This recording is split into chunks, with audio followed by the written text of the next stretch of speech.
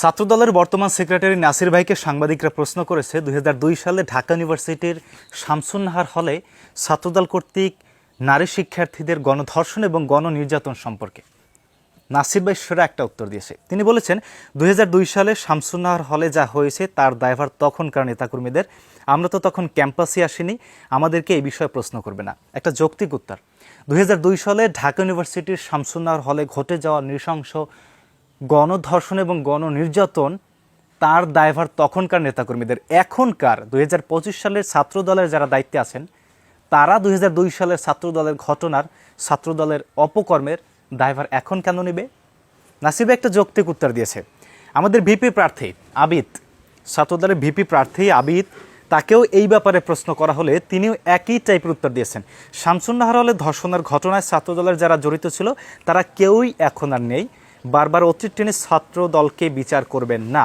সমকালের একটা শিরোনামে আসছে অতীত টেনে ছাত্র দলকে ফ্রেমিং করা উচিত নয়।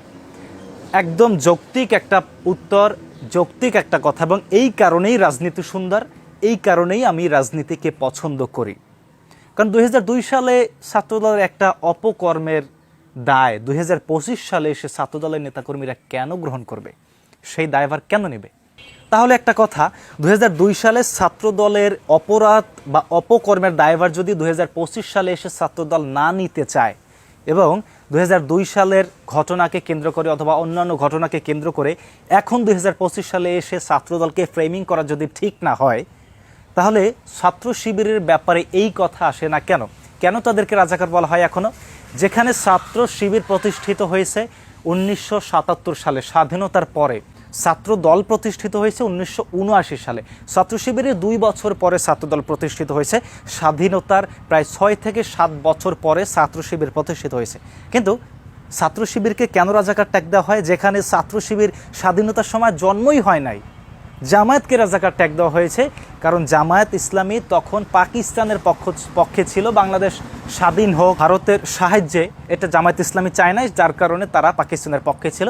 এই কারণে হয়তো জামায়াত ইসলামকে রাজাকার ট্যাগ দেওয়া হয়েছে। কিন্তু জামায়াত ইসলামের যাদেরকে রাজাকার ট্যাগ দেওয়া হয়েছে তাদেরকেও তো শেখ হাসিনা সরকার ফাঁসি দিয়ে হত্যা করেছে। তারপর জামায়াত ইসলামীকে কেন এখন পর্যন্ত এখনও রাজাকার ট্যাগ দেওয়া হয়? আর ছাত্র শিবির তো স্বাধীনতার পরে প্রতিষ্ঠিত হয়েছে, তাহলে ছাত্র শিবিরকে কেন রাজাকার ট্যাগ দেওয়া হয়? যেখানে ছাত্র শিবির 77 সালে এবং ছাত্রদল 79 সালে প্রতিষ্ঠিত হয়েছে।